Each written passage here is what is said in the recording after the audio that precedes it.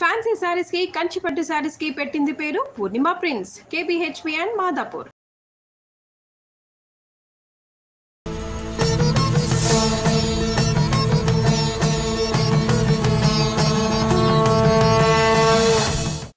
నమస్కారం. కార్తీక పురాణం 17వ రోజు పారాయణలోకి వచ్చాం. స్కాంద పురాణాంతర్గత కార్తీక పురాణం వినేసాం. ఇప్పుడు పద్మ పురాణాంతర్గతమైనది వినబోతున్నాం. మళ్ళా సూత మహాముని ఇలా చెప్తున్నారట. అయితే ఈరోజు కార్తీక సోమవారం, 3వ సోమవారం వచ్చింది.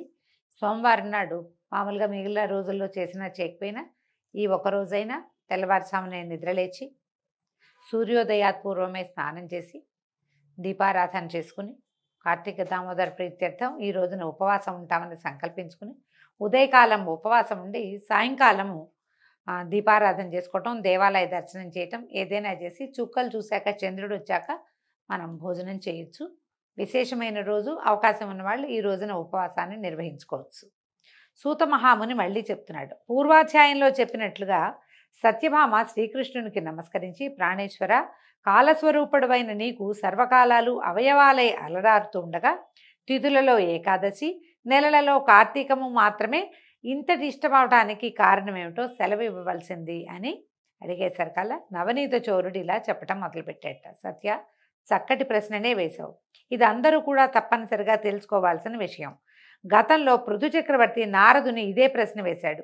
అప్పుడు నారదుడు చెప్పిన దాన్నే ఇప్పుడు నేను నీకు చెప్తున్నాను, విను. సముద్రనందనుడైన శంఖుడనే రాక్షసుడు త్రిలోక కంటకుడై సర్వదేవతాధిక అధికారాలను హస్తగతం చేసుకుని వాళ్ళని స్వర్గం నుంచి తరిమి కొట్టాడు.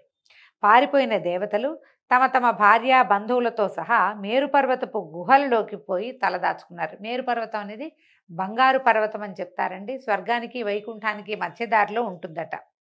అయినా శంఖుడికి తృప్తి కలగలేదు. పదవులు పోయినంత మాత్రాన పటుత్వాలు పోతాయా? పదవి లేనప్పుడే పునః దాన్ని సాధించుకోవటం కోసం వాళ్ళు తమ తమ బలాలని పెంచుకుంటారు. ఆ రీత్యా వేదమంత్రాల వల్ల దేవతలు శక్తివంతులయ్యే అవకాశం ఉంది కనుక వేదాలను కూడా తన కైవసం చేసుకోవాలనుకున్నాడు. విష్ణువు యోగ నిద్రాగతుడైన ఒకానొక వేళలో బ్రహ్మ నుంచి వేదాల్ని ఆకర్షించాడు. కానీ యజ్ఞమంత్ర బీజాలతో కూడిన వేదాలు శంఖుని చేతి నుంచి తప్పించుకుని ఉదకాలలో నీళ్లలో తలదాచుకుని సముద్ర జలాలలో ఉండిపోయినాయట. అది గుర్తించిన శంఖుడు సాగరంలోకి గర్భంలోకి ప్రవేశించి వెతికాడు, కానీ వాటిని పసిగట్టలేకపోయాడు. అంతలోనే బ్రహ్మ పూజాద్రవ్యాల్ని సమకూర్చుకుని మేరుగుహాలయ వాసులైన దేవతలందరినీ వెంబడిపెట్టుకుని వైకుంఠానికి చేరాడు. సమస్త దేవతానేకము కలిసి వివిధ నృత్యవాద్య గీతనామస్మరణాదులతోనూ ధూపదీప సుగంధ ద్రవ్యాలతోనూ కోలాహలం చేస్తూ యోగ నిద్రాముద్రాభిరాముడైన శ్రీహరిని మేల్కొల్పే ప్రయత్నం చేశారు. ఎట్టకేలకి నిద్రలేచిన ఆ శ్రీహరిని షోడశోపచారాలతోటి పూజించి శరణు కోరారు దేవతలు. శరణాగతులైన సురలను చూసి రమాపతి ఇలా అన్నాడు. మీరు చేసిన సర్వోపచారాలకి సంతోషించిన వాడై మీ పట్ల వరదుణ్ణవుతున్నాను. ఈ కార్తీక శుద్ధ ఏకాదశి రోజున తెల్లవారుజామున నేను మేల్కొనే వరకు మీరు ఏ విధంగా అయితే నన్ను సేవించారో అదేవిధంగా ధూపదీప సుగంధ ద్రవ్యాదులు నృత్య గీతవాద్య నామస్మరణాదులతోనూ షోడశోపచారాలతోనూ కార్తీక శుద్ధ ఏకాదశి ప్రాతర్వేళ నన్ను సేవించే మానవులు నాకు ప్రియులై నా సాన్నిధ్యాన్ని పొందుదురుగాక. వాళ్ల చేత నాకు ఇయ్యబడిన అర్ఘపాద్యాదులన్నీ ఆయా భక్తుల సుఖసౌఖ్యాలకే కారణమగుగాక.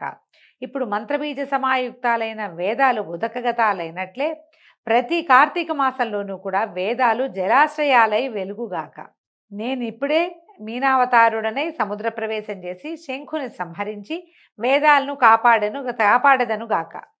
ఇక నుంచి కార్తీక మాస ప్రాతర్వేళ మానవులచే చేయబడే నదీ స్నానం అవబృధ స్నాన తుల్యమగునుగాక.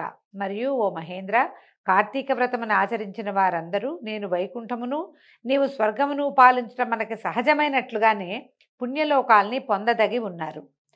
ఇది ఎంత విశేషంగా చెప్పారో చూడండి. ఓ వరుణదేవ, కార్తీక వ్రతనిష్ఠుల కార్యాలకు విఘ్నాలు కలగకుండా రక్షణ చేసి పుత్రపౌత్ర ధనకనక వస్తువాహనాది సమస్త సంపదలు అందించు. ఓ కుబేరా, ఏ కార్తీక వ్రతాచరణ చేత మానవులు నా యొక్క సారూప్యాన్ని పొంది జీవన్ముక్తులవుతున్నారో అటువంటి వాళ్ళందరికీ నువ్వు నా ఆజ్ఞానుసారంగా ధనధాన్య సమృద్ధిని కలిగించాలి. ముక్కోటి దేవతలారా, ఎవరి కార్తీక వ్రతాన్ని జన్మవ్రతంగా భావించి విద్యుక్త విధానంగా ఆచరిస్తారో వాళ్ళు మీ అందరి చేత కూడా పూజించదగిన వారుగా తెలుసుకోండి. మేళతాళాలతో మంగళవాద్యాలతో మీరు నన్ను మేల్కొల్పిన ఈ ఏకాదశి నాకు అత్యంత ప్రీతికరమైనది. అందువలన కార్తీక వ్రత ఏకాదశి వ్రతాలనే ఈ రెండింటినీ ఆచరించడం ద్వారా నా సాన్నిధ్యాన్ని సులువుగా పొందగలరు. దీనికంటే నా సాన్నిధ్యాన్ని పొందగలిగిన మార్గం ఇంకొకటి దగ్గర దారి లేదని తెలుసుకోండి. తపోదాన యజ్ఞతీర్థాదులన్నీ స్వర్గఫలాన్ని ఇయ్యగలవే కానీ వైకుంఠ పదాన్ని ఇయ్యలేవు సుమా అని చెప్పారు. అంటే వేదాలను రక్షించడానికి భగవంతుడు మీనావతారుడుగా అవతరించే ముందు అప్పుడు కార్తీక మాసమే ఉన్నది. కార్తీక ఏకాదశి నాడే ఆయన యోగ నిద్రలోంచి లేచాడని, అప్పటి నుంచి ప్రతి కార్తీకంలోనూ వేదాలు ఇలాగ సముద్రగతాలుగా అంటే జలగతాలుగా ఉంటాయని మనం ఏం చెప్పుకుంటామంటే, విష్ణువు వ్యాపనశీలుడైన విష్ణువు జలాలలో వ్యాపించి ఉంటాడు. గంగ ద్రవరూపాన్ని ధరించి ప్రతి చోట జలాశయాల్లో ఉంటుందని మనం సాధారణంగా చెప్పుకుంటాం. పురాణాల్లో ఏం చెప్తున్నారంటే, వేదాలు కూడా నదీ జలాల రూపాన్ని పొంది జలాలలో ఉంటాయి కాబట్టి అవబృధ స్నానం అంటే యజ్ఞాంతంలో చేసేటువంటి స్నానం యజ్ఞ ఫలితం మొత్తాన్ని ఇచ్చినట్టుగా ఈ వేదాల స్పర్శతోటి ఉన్నటువంటి జలాలు మనకి ముక్తిని మోక్షాన్ని ఇస్తాయని చెప్తున్నారు. అయితే భగవానుడైన శ్రీ మహావిష్ణువు దేవతలకలా ఉపదేశించిన వాడే తత్క్షణమే మహామత్స్య శాబకమై చిన్న చేపపిల్లగా మారి వింధ్యపర్వతమందలి కశ్యపుని దోసిలి జలాలలో తోచాడు. కశ్యపుడు ఆ చేపపిల్లను తన కమండలంలో ఉంచాడు. మరుక్షణమే ఆ మీనపు కూన పెరిగిపోవటం గమనించి ఆ కమండలం చాలలేదన్నమాట. దానినాక పెద్ద పాత్రలో ఉంచాడు. పాత్రని మించి మీనపు శాపకం ఈ చేపపిల్ల పెరిగిపోయేసరికల్లా రెప్పపాటులో పెరిగిందట. అప్పుడు ఏం చేశాడు, దాన్ని ఒక నూతిలోకి మార్చాడు. ఆ శబరి శిశువు నూతిని మించి ఎదిగిపోవటంతో కశ్యపుడు దానిని ఒక సరస్సులో ఉంచాడు. కానీ విష్ణుమీనం సరస్సుని కూడా అధిగమించి పెద్దదైపోవటంతో దానిని తీసుకొచ్చి సముద్రంలో వదలవలసి వచ్చింది. ఆ మహాసముద్రంలో మత్స్యమూర్తి విపరీతంగా పెరిగి శంఖుని వధించి వాడిని తన చేతి శంఖంగా ధరించి బదరీవనానికి చేరి అక్కడ ఎప్పటి వలె విష్ణు రూపాన్ని వహించి ఋషులను చూసి, ఓ మునులారా, వేదాలు ఉదకాలలో ప్రవేశించి రహస్యంగా దాక్కుని ఉన్నాయి. మీరు వెళ్ళి జలాంతర్గాములైన ఆ వేదాలను వెదికి తీసుకురండి. నేను దేవగణ సమాయుక్తుడనై ప్రయాగలో ఉంటానని ఆజ్ఞనిచ్చాడు. విష్ణుఆజ్ఞని శిరసాధరించిన ఋషులు సముద్రంలోకి వెళ్ళి ఆ యజ్ఞబీజాలతో కూడి ఉన్నటువంటి వేదాన్వేషణ ప్రారంభించారు. ఓ పృథు మహారాజా, ఆ వేదాలలో నుంచి ఆ ఋషులకు ఎవరికెంత లభ్యమైందో అది వారి శాఖ అయినది. వాళ్ళు ఎతకడానికి వెళ్ళారు. ఒక కాగితంగా పుస్తకంగా లేదండి, స్వరసహితంగా ఉన్నాయట. ఎవరు దేన్ని పట్టుకోగలిగారో ఆ శాఖ వాళ్ళదైందనమాట. తదాదిగా ఆయా శాఖలకు వారు ఋషులుగా ప్రభాసించారు. అనంతరము వేదయుతులై ప్రయాగయందున్న విష్ణువుని చేరి వేదాలని తెచ్చామని చెప్పారు. విష్ణువాజ్ఞపై ఆ సమస్త వేదాలను స్వీకరించినటువంటి బ్రహ్మ ఆ శుభవేళను పురస్కరించుకుని దేవతలతోనూ ఋషులతోనూ కూడినవాడై అశ్వమేధ యాగాన్ని ఆచరించాడు. యజ్ఞానంతరము సమస్త దేవ గంధర్వ యక్షపన్నగ గుహ్యకాదులందరూ కూడి శ్రీహరినిలా ప్రార్థించారు. ఓ దేవాధిదేవ జగన్నాయక, మా విన్నపాలను విను. అత్యంత సంతోషదాయకమైన ఈ సమయంలో మాకు వరప్రదాతవై మమ్మల్ని కాపాడు. హే లక్ష్మీనాథ, నీ అనుగ్రహం వల్లనే బ్రహ్మ తాను నష్టపోయిన వేదాలను ఈ స్థలంలో పొందగలిగాడు. కాబట్టి నీ సమక్షంలో మేమందరము కూడా యజ్ఞంలోని ఆవిర్భాగాలను కూడా పొందాము. కాబట్టి నీ దయ వలన ఈ చోటు భూలోకంలో సర్వశ్రేష్టమైనది, నిత్యము పుణ్యవర్ధకమైనది, ఇహపర సాధకమైనదిగా అగుగాక. ఇదే విధంగా ఈ కాలంలో మహాపుణ్యవంతమైనది, బ్రహ్మహత్యాది పాతకాలను సైతం తొలగించేది, అక్షయఫలకరమైనది అయ్యేటట్టుగా కూడా వరాన్ని అనుగ్రహించు అని ప్రార్థించారు. ఇదన్నీ విన్నటువంటి ప్రార్థనలు వింటూనే వరదుడైన శ్రీహరి దివ్యమందహాసాన్ని చేసి ఏమన్నాడు, దేవతలారా, మీ అభిప్రాయం నాకు కూడా సమ్మతమైందే. మీ వాంఛితం ప్రకారమే ఇది పుణ్యక్షేత్రం అగుగాక. ఇక నుంచి బ్రహ్మక్షేత్రం అనే పేర ప్రఖ్యాతిగా కాంచునుగాక. అనతి కాలంలోనే సూర్యవంశీయుడైనటువంటి భగీరథుడు ఈ క్షేత్రానికి గంగను తీసుకువస్తాడు. ఆ గంగ సూర్యసుత అయిన కాళింది ఈ పుణ్యస్థలిలోనే సంగమిస్తాయి. ఇది ప్రయాగ గురించి చెప్తున్నారండి. బ్రహ్మాది దేవతలైన మీరందరూ నాతో కూడుకున్నవారే ఈ తావునే సుస్థితులగుదురుగాక. ఇది తీర్థరాజముగా ఖ్యాతి వహించునుగాక. ఈ నెలవునందు ఆచరించే జప తపో వ్రత యజ్ఞ హోమార్చనాదులు అనంత పుణ్యఫలదాలై నా సాన్నిధ్యమును అందించుగాక. అనేకానేక జన్మకృతాలైన బ్రహ్మహత్యాది ఘోరపాతకాలు సహితం ఈ క్షేత్ర దర్శన మాత్రం తోటే నశించిపోతాయి. ఇక్కడ నా సామీప్యంలో మరణించిన వాళ్ళు నాయందే లీనమై మరుజన్మ లేని వాళ్ళు అవుతారు. ఎవరైతే ఈ తీర్థంలో స్థిరచిత్తులై పితృకర్మలను ఆచరిస్తారో వాళ్ళ పితరులు నా సారూప్యాన్ని పొందుతారు. ఈ కాలం సర్వదా పుణ్యఫలాన్ని ఇస్తుంది. సూర్యుడు మందు ఉండగా ప్రాతస్నానం చేసిన వాళ్ళని చూసినంత మాత్రం చేతనే సామాన్య దోషాలన్నీ సమసిపోతాయి.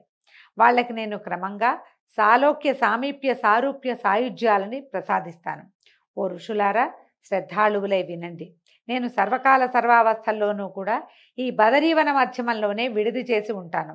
ఇతరేతర క్షేత్రాలలో సంవత్సరాలుగా తపస్సు చేయటం వల్ల ఏ ఫలం కలుగుతుందో ఆ ఫలాన్ని ఈ క్షేత్రంలో ఒక్కరోజు తపస్సుతోటే పొందొచ్చు. ఈ తీర్థదర్శన మాత్రం చేతనే సర్వులు తమ పాపాలను పోగొట్టుకున్న వారే జీవన్ముక్తులవుతారు. ఈ మొత్తం కథలో చెప్పింది ఏంటంటే, బదరీవన దర్శనం. బదరికాశ్రమాన్ని ఒక్కసారి చూస్తే అక్కడ కొద్దిపాటి ప్రార్థన అయినా, మనం సాధారణంగా ఒక మాట వింటుంటాం, గోశాలకు వెళ్ళినప్పుడు ఒక్కసారి నారాయణ నామస్మరణ చేస్తే 1000 సార్లు చేసినట్టు. ఏ జపమైనా, ఏ దైవాన్ని తలుచుకున్నా, ఏ దేవనామస్మరణ అయినా సరే, దైవనామస్మరణ శ్లోకమో స్తోత్రమో మనకి ఏ చేతొస్తే తెలుగు పద్యమైనా సరే, అక్కడ ఒకసారి చేస్తే 1000 సార్లు చేసినట్టు.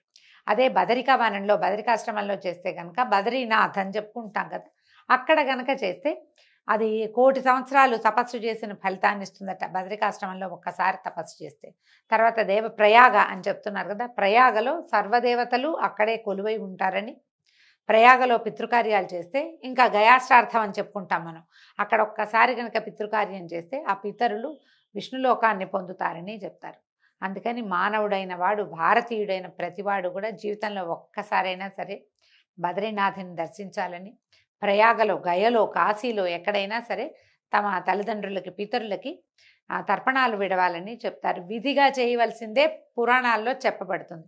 అవకాశం ఉన్నవాళ్ళు ఆ సమయాలను బట్టి కుదుర్చుకుని చేసుకోవాలి. శ్రీ మహావిష్ణువు ఈ విధంగా దేవతలకు వరప్రదానం చేసి బ్రహ్మతో కలిసి అంతర్హితుడయ్యాడు. ఇంద్రాదులందరూ కూడా తమ తమ అంశలను ఆ క్షేత్రంలో, ప్రయాగ క్షేత్రంలో విడిచి తాము కూడా అదృశ్యులయ్యారు. ఓ పృథునుపాల, ఈ బదరీవన యాత్రా దర్శనాదుల చేత మానవులు ఎంతటి పుణ్యాన్ని పొందగలరో అంతటి పుణ్యాన్ని కూడా ఈ కథాశ్రవణ మాత్రం చేతనే పొందగలరయ్యా అని నారదుడు చెప్పాడని శ్రీకృష్ణ పరమాత్మ సత్యభామాదేవికి చెప్పినట్టుగా సూత మహాముని సౌనకాది ఋషులకి తెలియజేస్తున్నాడండి. దీంతో ఈరోజు పారాయణ పూర్తయింది. రేపు ఉదయం మళ్ళీ పారాయణతో కలుసుకుందాం. నమస్కారం.